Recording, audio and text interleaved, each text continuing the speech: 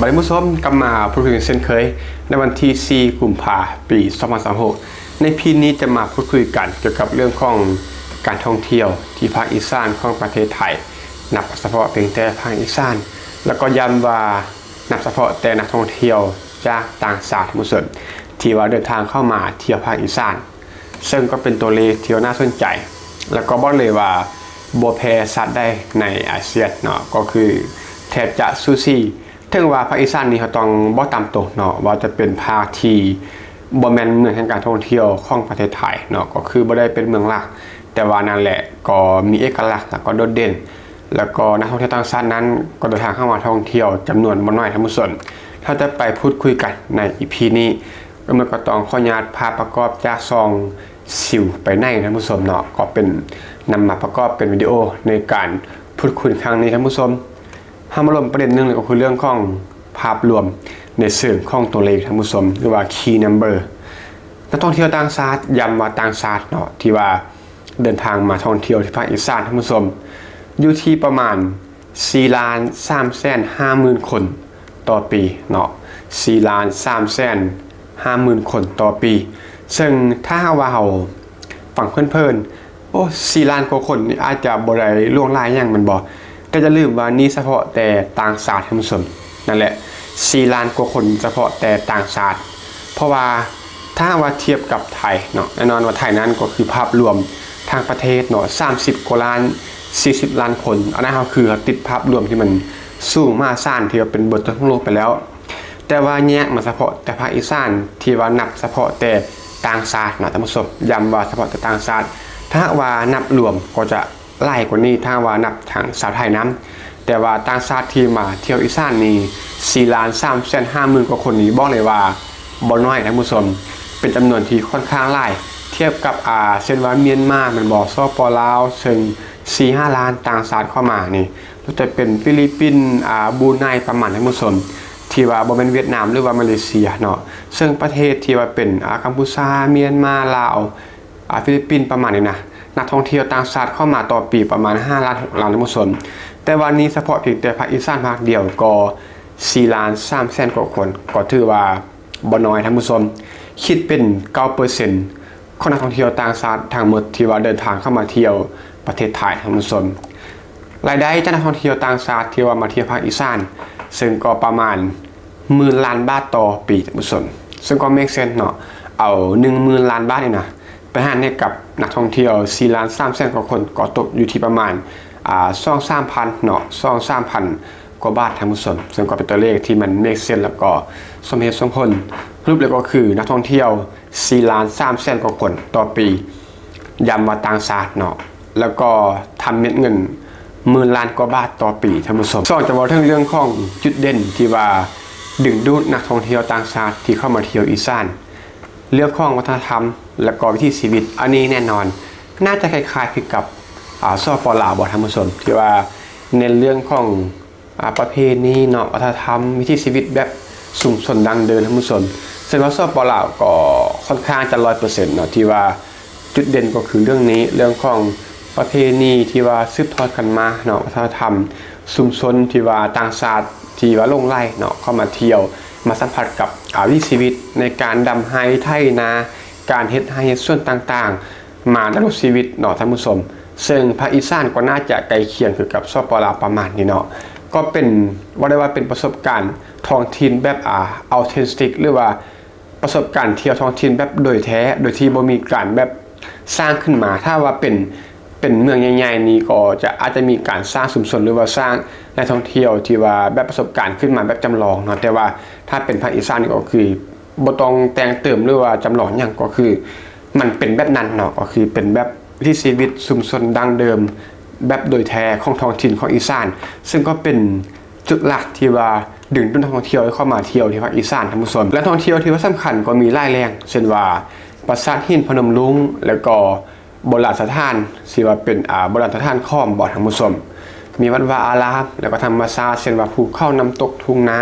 นั่นแหละก็คล้ายๆกับสปลาวเนาะการท่องเที่ยวในเชิงของภาคอีสานนะเชิงของวัดวาอารามวัฒนธรรมท้องถิ่นที่ชีวิตชุมชนเนาะเป็นภูเขาน้ำตกแล้วก็ทุ่งนาเนาะคล้ายๆกับสปลาวที่ว่าบ่ได้ มีเรื่องของทะเลหรือว่า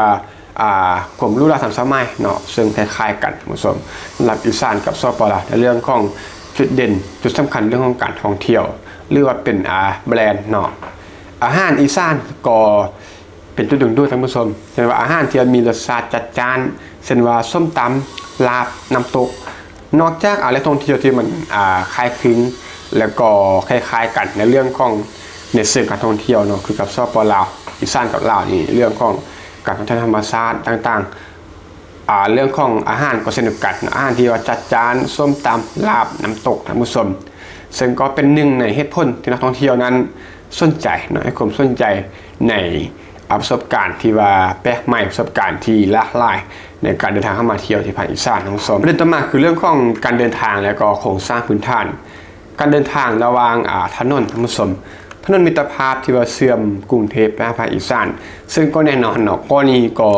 ค่อนข้างจะชัดเจนแล้วก็บ่ต้องบรรยายยังให้มันล่วงไหลสำหรับ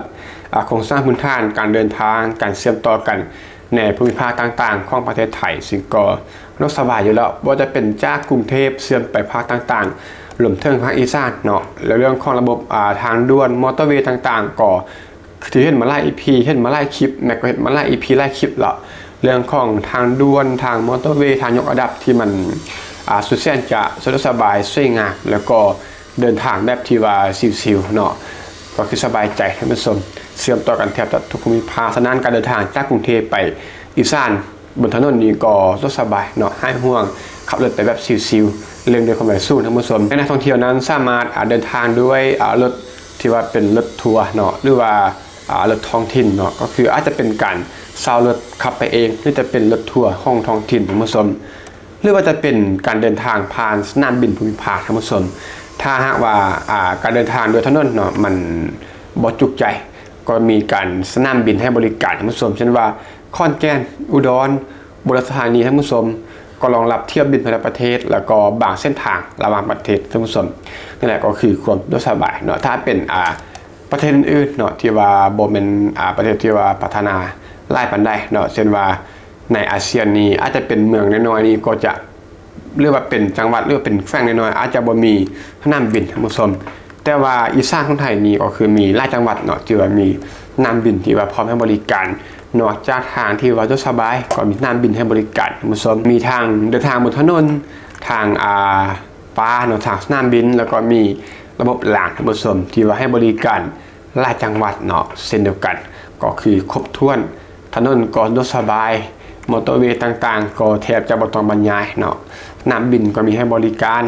หรือจะเป็นระบบรางก็เลือกได้ตามใจเนาะแล้วแต่ว่าบริบทแล้วก็ความต้องการหรือว่าท่านที่จะไปท่านผู้ชมก็เชื่อมต่อไปได้สบายนั่นก็คือจุดดีแล้วก็ข้อเด่นเนาะของการท่องเที่ยวในภาคอีสานแต่ว่าแน่นอนเนาะก็ยังมีความท้าทายจากตลาดของนักท่องเที่ยวต่างชาติเช่นว่าเบสิกพื้นฐานแล้วก็ชัดเจนในเรื่องของการที่ยังบ่ได้เป็นจุดหมายหลักท่านผู้ชมแน่นอนเนาะว่านักท่องเที่ยวส่วนใหญ่นั้นเที่ยวเดินทางมาเที่ยวไทยนิยมไปท่องเที่ยวเมืองสำคัญเช่นว่ากรุงเทพแล้วก็ภาคใต้ท่านผู้ชมแล้วก็ทางที่ท่องเที่ยวที่ว่าเป็นภูเก็ตตลาดต่างๆมันบ่นั้นอีสานก็ยังบ่ได้เป็นตลาดทางเลือกหลักของนักท่องเที่ยวต่างชาติเนาะแต่ว่าแน่นอนว่า4 ล้าน 3 แสนกว่าคนนี้ก็บ่ได้มันตัวเลขที่น้อยๆถ้าเทียบกับเพื่อนบ้านในอาเซียนเนาะที่ว่าต่างชาติเข้ามาเที่ยว5 ล้าน 6 ล้านประเทศที่มันได้กล่าวไปแต่ว่าเพียงแต่อีสานไทยเพียงแต่ภาคเดียวถึงว่าจะบ่ได้เป็นตลาดหลักของนักท่องเที่ยวต่างชาติแต่ว่าก็4 ล้าน 3 แสนกว่าคนก็แทบจะ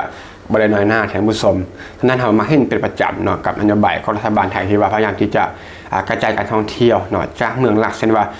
กรุงเทพภูเก็ตต่างๆไปเมืองรองอาจจะรวมถึงภาคอีสานนำสรุปเลยก็คือนักท่องเที่ยวต่างชาตินั้นเลยไม่ความสนใจกับอีสานหลายขึ้นถ้าเทียบกับสถิติหลังจากที่ผ่านๆมา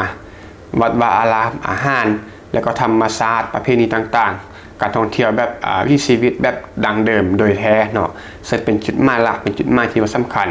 ให้ต่างชาตินั้นเดินทางเข้ามาเที่ยวที่ภาคอีสานท่านผู้ชมการเดินทางที่ว่าสบายถนนหนทางสนามบินและก็เรื่องของระบบรางเนาะพวกนี้ก็สบายอำนวยให้กับการเดินทางไปเที่ยวที่ภาคอีสานท่านผู้ชมก็ประมาณนี้ก็แล้วกันรับเรื่องราวในพีนี้ท่านผู้ชมที่ว่าฟังว่าจุดนี้มีตัวได้ถ้าจะมาแลกเปลี่ยนพูดคุยกันก็เต็มที่ท่านผู้ชมที่กองคอมเมนต์ได้เลยและพีนี้ก็ต้องขอขอบใจทุกท่านที่เข้ามารับชมรับฟัง พบกันใหม่ใน EP ต่อไปขอขอบใจ